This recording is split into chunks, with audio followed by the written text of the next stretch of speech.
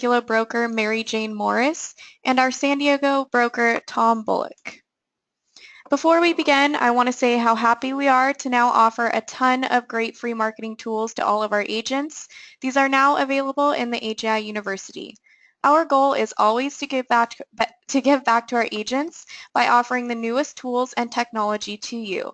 None of this would be possible without you and your amazing amount of agent referrals to AJI. As Allison James continues to grow with agents referring other agents to our brokerage, we will be able to provide more of these tools to you. Remember, you can earn a monthly or yearly residual payment simply by having an agent join us. All you need to do is contact Jeff Jabora or Alicia Aratari in our National Growth and Development Department and provide them with the contact information of the agent who you would like to refer over.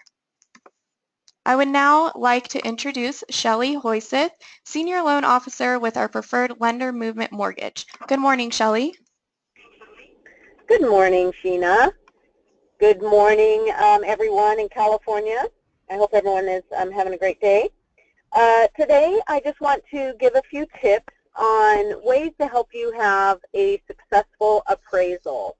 Some of the stuff may seem obvious, but, you know, believe it or not, the obvious things are the ones that seem to be popping up the most recently.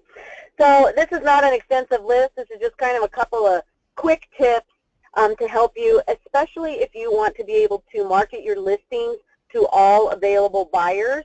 I highly recommend that if there's small things you can do to your listing that will open you up to FHA or VA financing, that you do so. Otherwise, if it's conventional only, cash only, you're basically saying in your listing, bring us low ball offers, because you know that that's what you're going to get as investors and you know, savvy buyers that want to come in and try to get a deal in your property that's distressed. So to get the top dollar for your seller, the best thing is to open it up where you have the largest market of buyers available. So a couple of tips for, you know, helping get through FHA, VA, and conventional for that matter, because conventional does still have to have some basics as well, but I'm just going to kind of give some tips.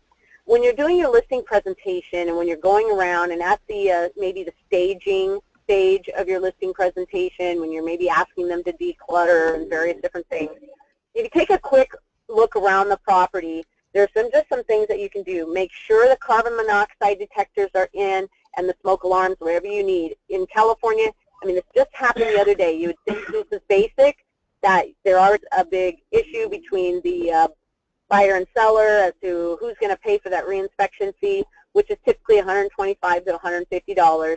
And oftentimes the buyer's saying, hey, that's a common thing. I don't want to pay for it, and it just gets messy. Now, oftentimes carbon monoxide can be taken care of with just a photo. Doesn't necessarily need a full reinspection, but that's just 101. Get those things in and installed before the appraiser goes out. At the listing stage, make sure your water heater is strapped. Check all the appliances. Does the AC operate? I do get questions in California because sometimes in San Diego, most homes don't have, or a lot don't have AC. So a lot of times they say, does the AC have to be operating if it's an FHA or VA? You know, does it matter since you don't really need AC? The answer to that is basically, if the AC unit is there, it needs to be operating, and if it's toast and nobody wants it, it needs to be removed. So if you know the seller doesn't want to replace the AC and it's not working, then remove it and cap it off and be done with it. The other thing to do, sometimes you've got a kitchen, then you can get away with it being a mini bar or something like that, and you don't have an issue of it being considered like 2 units. So that's another little tip that a lot of people don't think about. Remove debris that's close up against the house, and if there's little spots here and there of some chip paint, just have it scraped and painted before you put it on the market. Obviously, if the whole house needs a complete repaint, then that's going to be a situation where you might want to open up to renovation loans. If you have a movement mortgage, you know, obviously for California, I can help anybody that's on this call. So if you have a house where you think it can only go conventional, talk to me about a renovation loan, because we can close those still within 30 days, and it really will open up your market to more buyers. We can do it for FHA and conventional. Another thing is fallen fences. If there's a section of fence that's fallen over, replace that section, or at least have it to be where when an appraiser comes around and inspects the property, that's not going to be a red flag, because VA will grab something like that. Flooring and roof needs to be in. Flooring can be the ugliest thing you've ever seen in the world, but it needs to have some sort of flooring. So sometimes people just put in carpet remnants or whatever they have to do to have flooring. That's key as well. So those are kind of my tips there. If you also, I would recommend that you meet the appraiser with your comp and any improvements that have been done to the home. So especially if it's one that maybe was just recently purchased within the year, show them why it's now worth more. That will really help tremendously. And I find that most appraisers are open to it. Some aren't, but you know, it's worth a shot anyway. If an appraisal comes in low, it's not necessarily the end of the world. If it's conventional FHA, we do have the ability, we do allow for appeals. We'll take a broker's opinion on additional costs. If it's a VA, there's a clause called the tide water, and what that means, it's actually something that, you know, 10 years ago you couldn't do with a VA, but now if a VA appraiser sees that it looks like it's going to be undervalued, they can let you know ahead of time. Looks like it's not going to come in, so via the Tidewater they can ask for more comp before they put in that VA notice of value, because once that notice of value is in, it's pretty much stuck. So those are some tips. Make sure the house is clean and just obvious. They're just doing a visual inspection, as you know. But if you're new to the business, or maybe you just, you know, you have a buyer's agent or somebody else that's helping you and you've slacked off on that, take the extra steps to help out your seller and make sure that you get the top appraisal that you can. And that's it for me. Oh, and I should say, like I always say, please don't forget the FHA and VA amendatory clause with your contracts. Get them signed with the rest of your disclosures, because it is required for a VA appraisal order. So that is it for me. I hope everybody has a great day, and I'm going to pass it back to Sheena. Thank you, Shelley. Now I'd like to introduce Tom Bullock. Good morning, Tom. Good morning. How is everybody today? I wanted to talk about right now 2017. 2017 is coming up on us fast, and now September, October is a great month for us to take a look at our business and do a little reflecting. Number one, reflecting on 2016. Where did our business come from? What was our best source of leads that came to us that allowed us to go into escrow and work with live active clients? You need to understand that by going in and examining your business, you don't know where you're going unless you know where you've been. And what you have to, the other thing I want you to keep in mind is that the difference between 2016 and 2017 will be how you spend your time. If you do the same thing next year that you did this year, your results will be the same or worse. It's now time to step out of the box and consider getting out of your comfort zone and building your business so you can help get to the next level. As you all know, I always have talked in the past about developing systems, touching your past clients, keeping that active. In my training class on Friday, right now through this week and all through October, we're doing business planning with those that attend. We're talking about 2017. The point of doing it at this stage of the year is we'll be completed with our business plan, everybody who attends the class, by the end of October. That means that they will have 14 months in 2017 to achieve their goals, November and December of this year and all of 2017.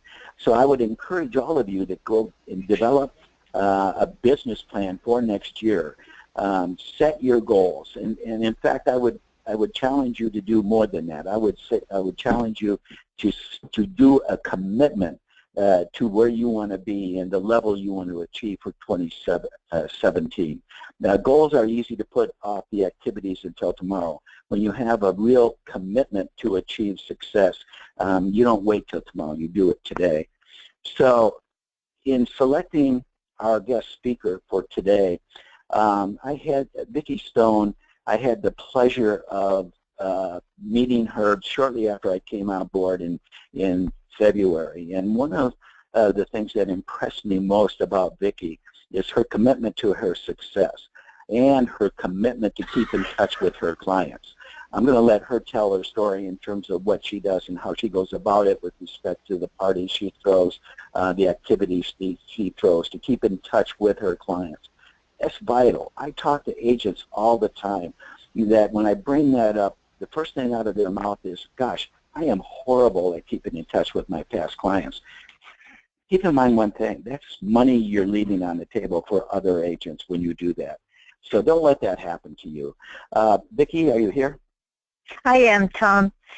Thank you so much for that introduction, and I have to compliment you because I loved what you just said about you have to be committed, and one of the things that I've started to do more, I have a tendency to just keep plugging and doing, but I also loved your emphasis on taking some time to reflect. Because if we don't take a look at where we've been and the lessons that we learned and make changes to apply them, it's for naught. So thank you for those reminders. But I've been in real estate for 16 years. When I first got into real estate, I did both the loans and real estate. So I still carry a loan license, but I'm not actively doing loans. But that is really, from my experience, has helped me be a really good agent for my clients because I understand the money flow. But one of the things that I think that has really helped me was 2 years into my business, I was introduced to the Buffini system of doing business by referrals. For many years, what I did was buy the monthly mailers, send those out, called, and followed up with handwritten notes. I'm still working on the handwritten notes. I like to not do those all the time. But 4 years ago, really wanting to take a look at where I needed to improve, I went to one-on-one coaching.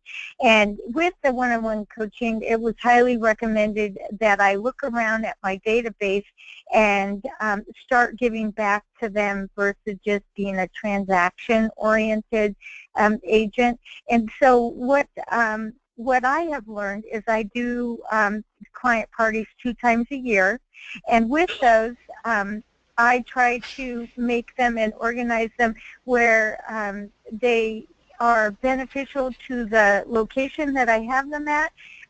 For instance, I'm having my second client party for the year this Saturday, and it's at a local farm stand where I don't pay for the venue because I'm bringing them business as well. But my clients get to come in, get on a tractor, go to the field, pick out a free pumpkin provided by us. I have a photographer there that takes family portraits for them. We have goodie bags, and we have food. And the beauty about how I've learned to do that is that I don't have to entertain them. I provide them a venue where they are having family time or get-together time with friends, and they get to go around. But the whole purpose behind it is that they know who I am. I always remind them that I am their real estate agent for life, and I invest in them, and they give back to me with referrals and multiple doing business when they're buying, selling, and going. And the neat thing with doing these types of programs, you're really investing in their whole family. I have lots of first-time buyers that have little children. They go nuts over it.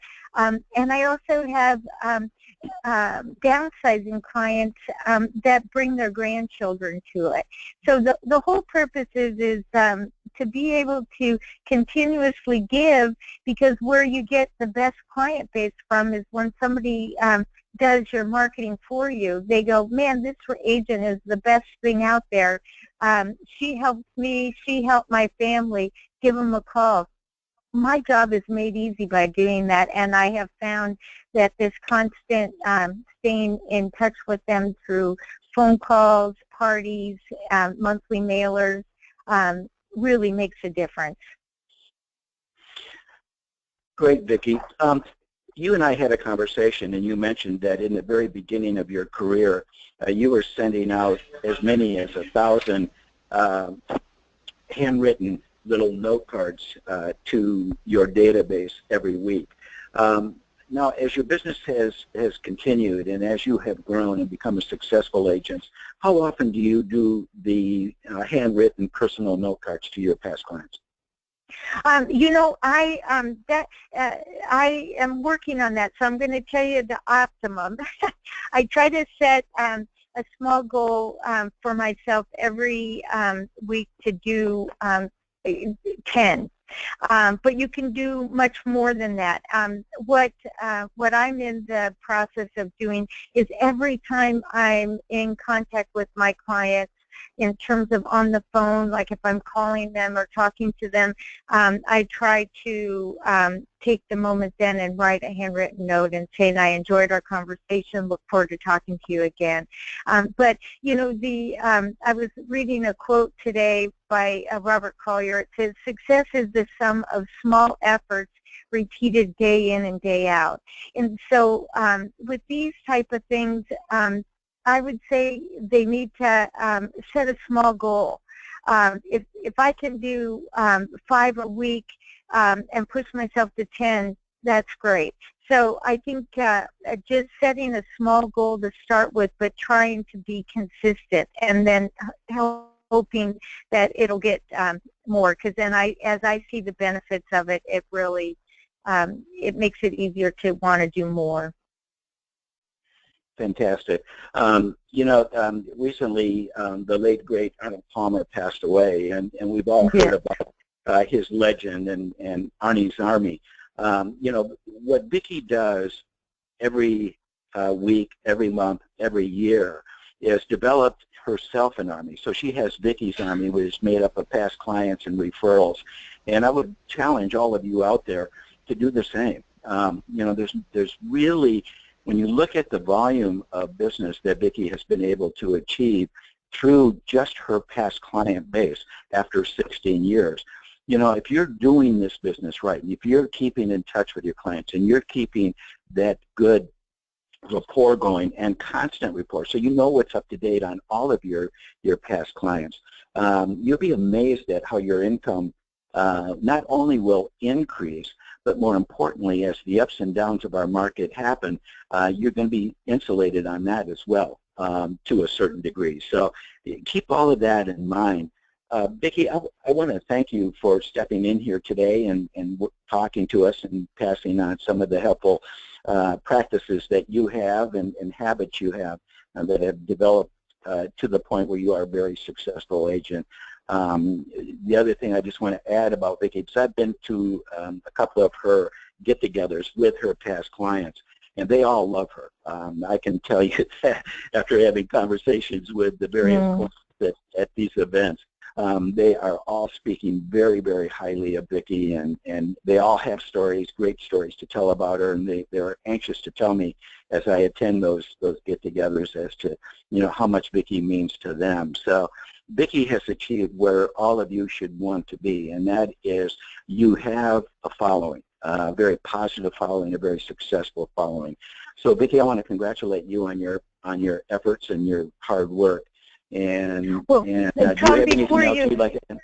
I do. Before you leave me, I want to thank you as well, Tom, because one of the neat things about you is that as a salesperson for all these years that I have been, I've learned that I don't have all the information but I know where to get it. And you are so helpful to me, so I can come to you with stupid questions. You give me really solid advice and information, and I turn around and call my clients, and I sound really smart. So I appreciate you a lot, Tom, and thank you so much for your support, not only of me, but other team members in my office. I really do appreciate it. Oh, thank you, Vicki. And those of you that are out there, you know, the wealth of knowledge that we have with all of our brokers, with Omar in the Los Angeles marketplace, Jeff up in Northern California, Mary Jane in the Temecula Riverside area. You know, I'm amazed and impressed every day when I have a chance to talk to one of this group when we're bannering ideas. If I have questions, this morning I had a question, I called Jeff. I've talked to Mary Jane. I've had questions there. She's been very helpful, as well as Omar. So, you know, again, I would encourage you to contact your broker in your area and let them help you and assist you with any situation or issue you may have going on. Again, I want to thank you, Vicki, for being with us today. And Sheena, I'm turning it back to you. Thank you, Tom. I would now like to introduce Jeff Green. Good morning, Jeff. Good morning, and I think you're going to hand me off the screen controls here, and I'll jump right into my presentation. So let me see if I've got that right. Okay. Are you seeing my dual variable rate commission screen? Yes, we are. Okay, great. So today we're going to talk about dual variable rate commissions. So this is a real exciting topic, and let me tell you why it's exciting. Because it comes up in file review, and if you know what to do about it, you'll sail right through file review process instead of it creating a bunch of work for you. We find this on the listing contract, and the information on the listing contract doesn't match the disclosure on the MLS profile sheet. So we're going to talk a little bit about best practices and requirements, and let's begin with a little bit of definition. A dual variable rate commission is when the listing agreement agrees to receive a reduced total amount of commission if she or he double ends the transaction.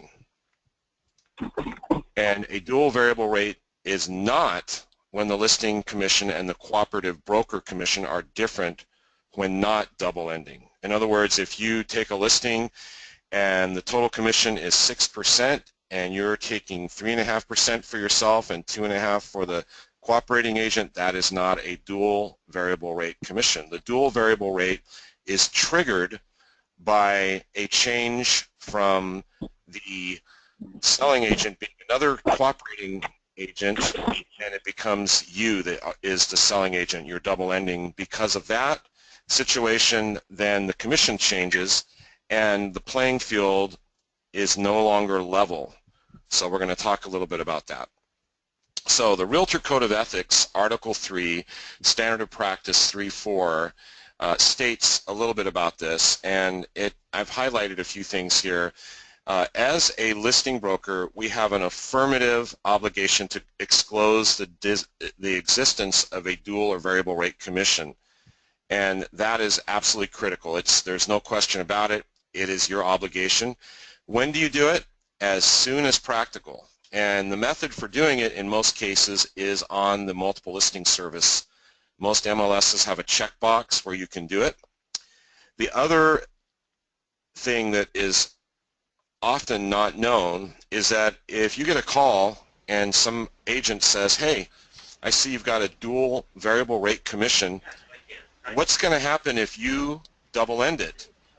What's your commission going to be? Well, my commission, we're going to reduce the commission by 1% or 1.5% to the seller. So what that does is it puts you as a selling agent at a disadvantage in that transaction because the seller is going to pay less if their listing agent finds the buyer. It also puts your client at a disadvantage. So therefore, Standard of Practice 3.4 also states that you need to disclose such information to your client before they make an offer to purchase or lease a property. So if you're showing the property and you see the box checked where it says dual variable rate commission, you have an obligation to explain to your buyer that if there's multiple offers, you're competing against people that will have an advantage over you because the listing agent may favor their offer. So if you're going to do this, let's talk about how to include it in the listing agreement. We see a lot of errors from time to time on this, and what is incorrect, I see this probably once or twice a month. If listing agent represents both buyer and seller, commission to be blank. That is absolutely not what you want to do. You must remember, a lot of people forget that the listing agent is the broker. You know, it's a common misperception. We talk about my listings, I just listed the property, but in reality, the broker is the listing agent. So to correctly word this, and this isn't nitpicky for no reason, I'll explain in a minute. The correct way is if, insert your name, if Jeff Green represents both buyer and seller, total commission paid to broker to be, it can be a percentage or a dollar amount. And you will add this to the additional terms section in paragraph 16. Why is this important? Let's just say you list a property with a very savvy seller. Maybe he's got a friend who's a lawyer, or she's got a friend who's a lawyer. They're advising them. They look, hey, would you look over my contract? Yeah, sure, happy to look over it. Well, it looks like here that Tom Bullock listed this property, and Jeff Green represented the buyer. So using the first set of verbiage, if listing agent represents both buyer and seller, commission to be blank. So you have just reduced your commission by having a cooperative broker not existing in the transaction. In other words, there is no cooperative broker. It's the same broker, Allison James Estates and Homes. In order to protect yourself from that, you put your name in there rather than broker representing or agent, because the agent is the broker by real estate law. Here's where it's clearly stated. Let me go back to that page. Right here on the contract, it says that the seller employs and grants Allison James Estates and Homes to be the person representing the transaction. So let's move forward here. How to disclose to other agents? Very simple. Disclose on the MLS. There's a checkbox. Most MLSs, when you're putting together your transaction on the multiple listing service or your listing, there's a checkbox that you can check that indicates that there is a dual variable rate commission. If you don't have that, there's probably provision or rules in your MLS that states you have to put it in the confidential remarks. Another way to disclose this is if another agent asks you if there's a dual variable rate, you have to disclose that immediately. And if they ask you the amount of the differential, you also must disclose that. So finally, let's talk about keeping it legal and keeping it ethical. First of all, be careful with double ending. I run into agents from time to time and they're obsessed with double ending. They want to double end all their deals. They do things like, let's not put this on the MLS, or let's use various strategies to focus on me being the one that represents both the buyer and seller. And the problem is it's fraught with legal pitfalls. First of all, you are not getting the largest exposure for your listing. You're not doing what's best for your client, and that's an issue of violation of fiduciary care. So it's often not in their best interest. There's times when double ending is in the best interest of a client, and you can talk to your broker about that. But another thing is your focus on double ending a transaction may cause you to lose other deals. You may get a reputation of somebody that really pushes to be the representative of both sides of the transaction, or the time and effort you put into that could cause you to lose focus on building your business. And so you focus on one deal where you could have obtained several more deals. So if you have any questions on this topic, consult your broker. And best wishes for a great rest of the year.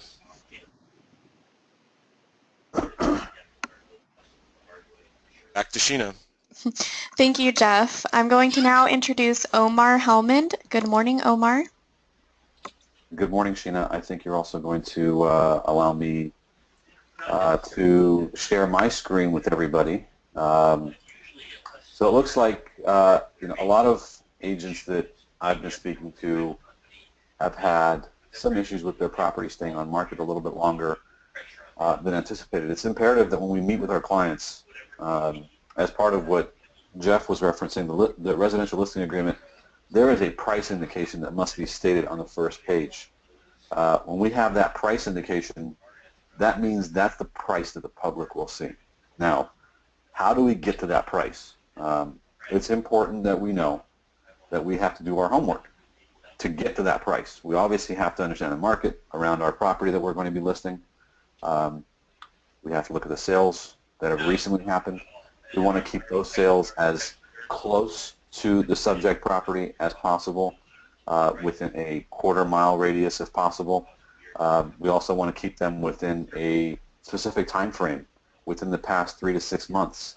As long as we are working towards getting the most accurate data to our clients, it allows them to make a decision about price that will help you sell the property faster. Now, some of the tools that I use and some of our agents are using are, there's so many tools now that you can use for pricing. Before, you would have to do your own CMA, maybe even put together all the details in every document that was attached to your CMA. You would have to do a lot of research to get to your final number. These tools have now been handed to us in a much simpler format. And I have 2 really good sources that I rely on now that provide us with the most accurate information.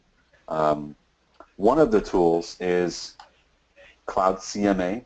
It's something that most MLSs offer for free, and it's something that I would strongly suggest everybody use as part of their market analysis to find out which properties have sold around your subject home that you're listing, as well as giving you more information about the neighborhood, potentially properties that have sold in the past that you didn't know about. This gives you a ton of data. It also creates and populates a lot of the additional information that you probably didn't think of. It gives information about pricing strategy, and I'll get to that, but the most important part is to just get as much information to your seller to help them make a better decision. Cloud CMA is one of the resources that I use, and I think a lot of agents are now using to help you get there. So I'll just go briefly into how this works. You go into the Home tab, you come into a CMA section, you create new CMA, and then what you do is you type in, so again, CMA section, type in the address. I'm just going to use any address here. I've picked a property here in our area that is actively listed, and we're going to do a CMA on it based on, you can do this for buyers or for sellers. Any person that you're helping either sell or buy a property for, we're going to say the square footage is about 1,500 square feet, 3 bedrooms, 2 baths. It's a residential. If you want to add photos, you can add a photo of the property if you already have one, or you can get it from the internet and upload it. Whatever is easiest for you. You type in the client's name, John Smith, and what you do here on the bottom part is you can select how many listings you'd like, 10, 15, 20, 30, how long of a time frame do you want to go back, 3 months, 4 months, 5 months, 6 months, and you do it as an automatic listing near the subject property. You come down and you fetch listings. So it's gathering the data. It'll pull up all of the information about the most recent sales in your neighborhood, and you'll find out a true estimate of what the value of that property is. And then I'll show you how you can adjust those things as well and add your commissions, You can even create a net sheet for your client to provide them with more valid information and allow them to understand what they're going to be walking away with at the end of the sale. Now, while this is gathering data, I want to let you guys know that there's another source, or another resource that we do have, that it's free to any National Association of Realtors, Realtor, or California Association of Realtor. If you're associated with those two associations, which most agents in our company are, you also have what's called the Realtors Property Resource. Again, you can type in the address on this specific property in this location. You can see at the site, at the top of the toolbar here, what the website is. It's narrpr.com, and this specific site pulls up a lot more information and gives you just as much, if not more, than Cloud CMA. Let's see if our CMA has buffered yet. So it's still gathering data. It takes a minute, but once you do have the data, usually gives you really good information to be able to use for your clients. One of the things that this particular site does is it pulls up what's called a RVM, their estimate essentially of the real-time value. And this was updated as of 8/26, but this property, for instance, is listed at 710. Now we can see in the map where the location of the property is. We have the facts about the property. We have some details about the property here. You can scroll down and look at the public information, all the public records, the notes, all the details about the property, who the property owner is, what the mortgage on the property is, who the lender on the property is, all of those details. And then what you can do is you can create a report for this particular property. You can do a seller's report, a property report, a market evaluation, anything that you specifically want to create about. You can even go down and do school reports or neighborhood reports. All of this information is available to you, and all you have to do is click on the link, and if you want to personalize it, you have all of your information here on the right side, and then additionally you just run a report. And once that report generates, you'll hear a quick bell sound, and then you'll know that that property report is generated. If you want to adjust your own comparables and change the properties that you want to add as part of your comparable data, you can always do that. Now let's go back to Cloud CMA, because this is, oh, there's something wrong with this. Let's resubmit that and see if it'll pull up the data, because that's not supposed to happen. One of the reports that we've done in the past, so for instance, I'll just pull up a report that we've done in the past and I'll show you what it looks like. This is what one of the reports looks like from the property, the resource property page. This is a property we were looking to list, or potentially are going to list, and it has a picture for you from Google. You don't have to take this picture. I did not upload this picture. This is something that was created for us automatically, and it has all of my information. You go down a little bit, and it has an estimated value based on the most recent sales within this community, and it gives you more information about that property. As you scroll down, the home facts: 5 bedrooms, 4 bath, 3,000 square feet, so forth and so on. Some of the extended home facts. And as you scroll down, you'll see all of the data that's available for the seller. This makes you look so professional. It's in high quality color. You can print this with a printer, you can a local printer, or you can do it at your office, and it'll come out really nice. Or you can even email it to your seller and use it as part of your presentation or your pre-listing packet. So these are some of the facts about the neighborhood, some of the recent sales in the area.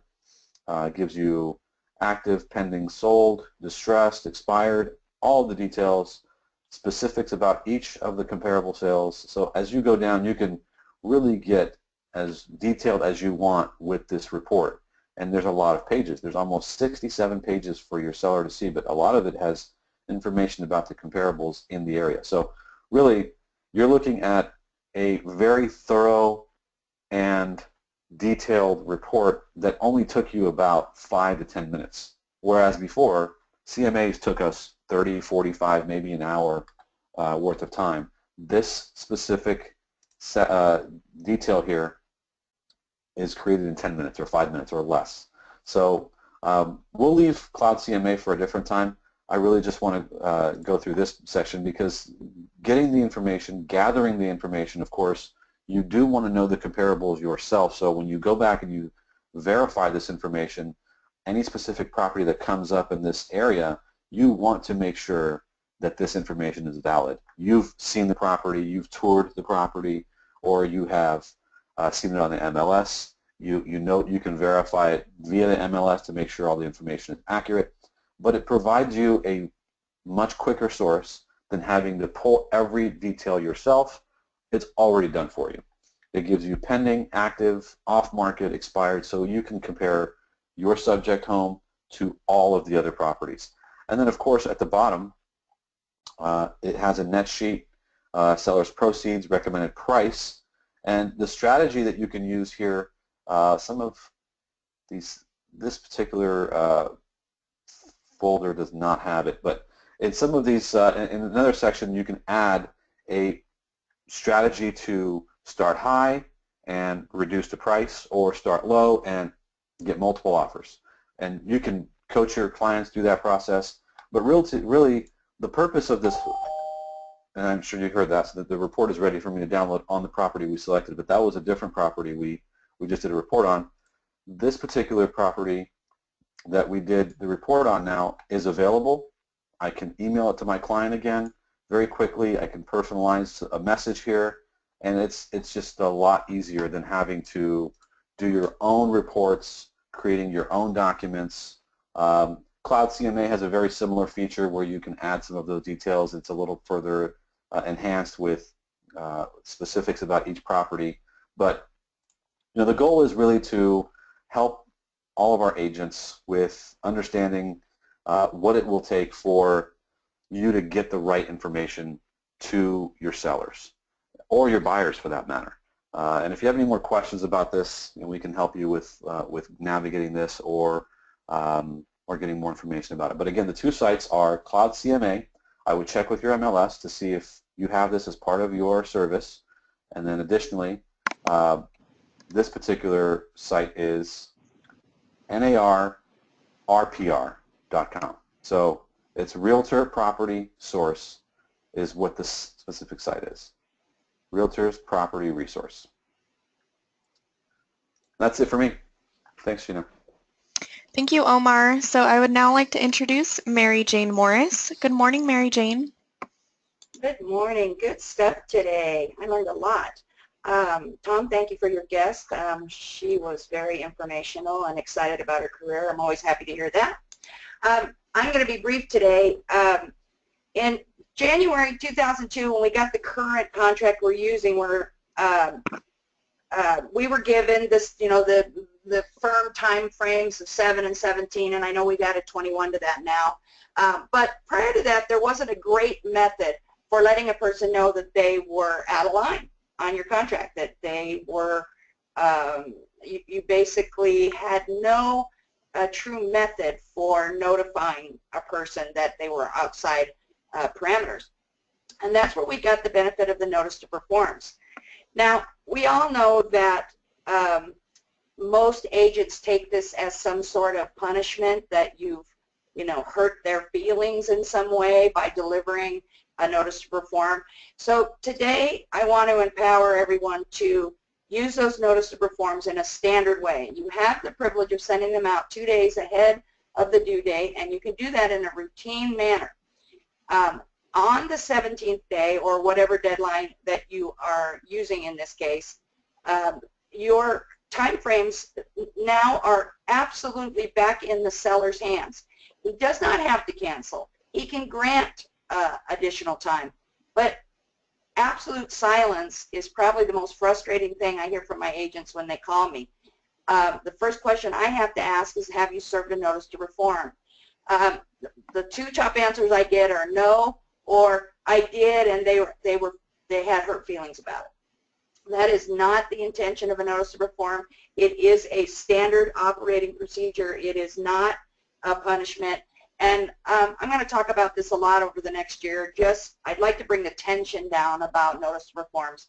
They are absolutely, one point Jeff made is the dangers of being in a dual agency. When you are aware that the buyer is trying very hard to get their loan and it's just this, this, or this, but it's still looking shaky, because you have that information, you don't want a notice to perform yourself. But in fact, you owe the seller that obligation to put the seller in the position to do what he has to do. Often we have backup offers. Nobody wants to start a deal over, but the seller has the right to be in that position.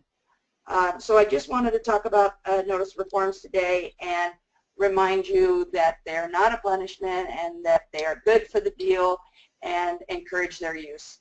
And that's it for me. All right. Well, thank you everyone so much for joining us. We would like to give a huge thank you to our guest speaker, Vicki Stone, and our California brokers for another great Brokers Business Accelerator. We'll see you all next month.